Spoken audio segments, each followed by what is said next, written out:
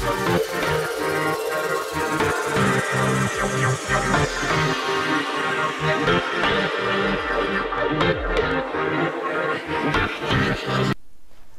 cara yang terbaik untuk langsaikan hutang jahat? A. Penyatuan hutang, B. ASB ataupun C. Pelaburan hartanah.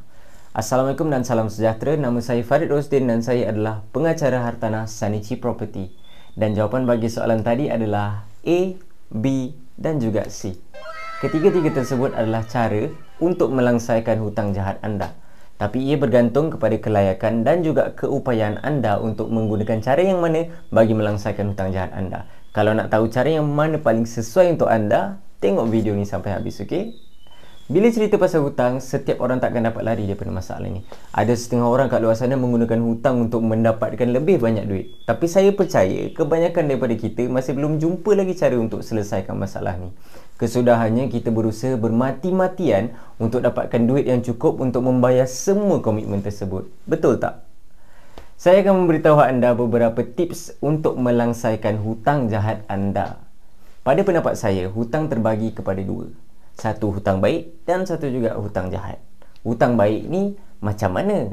Hutang baik merupakan hutang yang anda bayar untuk memastikan kelangsungan hidup atau menjadikan hidup anda lebih baik, seperti rumah yang anda sewakan kepada penyewa ataupun kereta yang sesuai dengan pendapatan anda yang anda gunakan untuk bekerja dan menjana pendapatan. Manakala hutang jahat ni pula adalah hutang yang anda buat ketika anda terdesak dan anda terpaksa menanggung komitmen bulanan yang besar untuk membayar semula. Contohnya seperti pinjaman peribadi ataupun kad kredit. Jadi tips yang pertama yang saya akan beritahu anda ialah penyatuan hutang ataupun debt consolidation. Debt consolidation ni ialah mengecilkan hutang yang besar jadi kecil. Cara ini biasanya dibuat oleh orang yang agak bijak tentang kewangan. Sebagai contoh, anda ada personal loan dan anda ada pinjaman perumahan dengan bank. Caranya adalah anda letakkan hutang personal loan tu di bawah pinjaman perumahan anda. Jadi apa kebaikannya dekat situ? Kadar faedah yang jauh lebih rendah. Betul tak? Jadi tips yang kedua ialah ASB. Cara ni bukanlah terlalu spesifik tentang ASB, tapi ianya seperti salah satu contoh yang boleh digunakan lah. Teknik ni sebenarnya dipanggil pairing hutang, yang mana anda boleh gunakan ASB untuk membayar personal loan anda. ASB mempunyai dividen tahunan sebanyak beberapa peratus dan dalam jangka masa 5 hingga 10 tahun, jumlah dividen terkumpul tu dapat kita gunakan untuk tutup hutang personal loan kita. Faham kan? Hutang hingga RM100,000 dan tak tahu macam mana nak selesaikan? Jimatkan masa anda membuat simpanan dan mengumpulkan modal sehingga RM100,000 dengan projek terbaru Sanichi Property, iaitu Marina Point.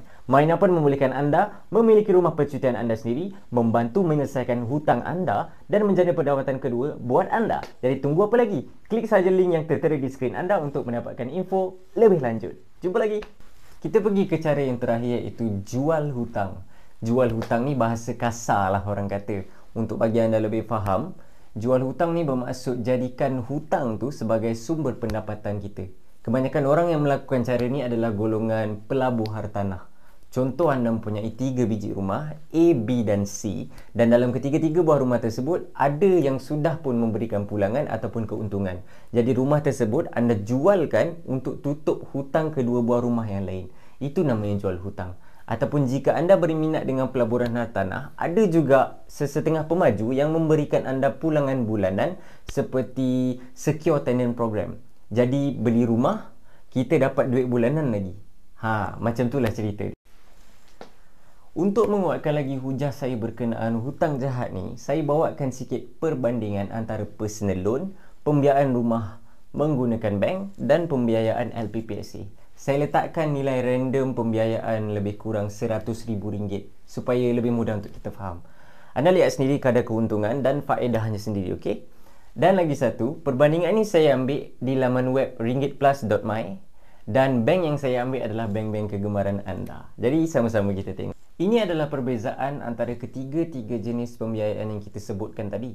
Pembiayaan peribadi, pembiayaan rumah oleh bank dan pembiayaan rumah oleh LPPSA. Kadar faedah personal loan adalah antara 3.55% sehingga 10.6%. Malah ada yang lebih daripada itu. Manakala untuk pembiayaan rumah bagi bank, 3.32% sehingga 5.6% dan LPPSA dengan kadar rata 4%. Semua ini untuk nilai yang sama iaitu RM100,000 ya. Anda dah nampak tak di mana kebaikannya? Jadi saya harap anda dah faham ketiga-tiga tips yang saya bagi. Dan sekiranya anda mempunyai apa-apa soalan berkenaan tips-tips ini, anda boleh komen di ruangan bawah. Atau sekiranya anda betul-betul berminat untuk membeli dan mempunyai hartanah yang memberikan anda keuntungan jangka masa pendek dan juga panjang, sertai komuniti Facebook kami di Forensik Hartanah atau Sanichi Property di sudut kanan atas untuk mendapatkan info selanjutnya dan mengetahui bagaimana anda boleh menggunakan RM1,000 untuk mendapatkan RM100,000 keuntungan dengan menggunakan teknik beli, pegang, sewa dan jual hartanah. Jadi sampai jumpa lagi. Jangan lupa like, share dan subscribe YouTube channel ini. Nama saya Farid Rosdin. Jaga diri. Assalamualaikum. Kalau anda berminat untuk dapatkan lebih banyak tips untuk gunakan hartanah bagi langsaikan hutang dan jana pendapatan kedua, jangan lupa like dan subscribe channel Forensik Hartanah yang ditaja oleh Sanichi Property. Jumpa lagi.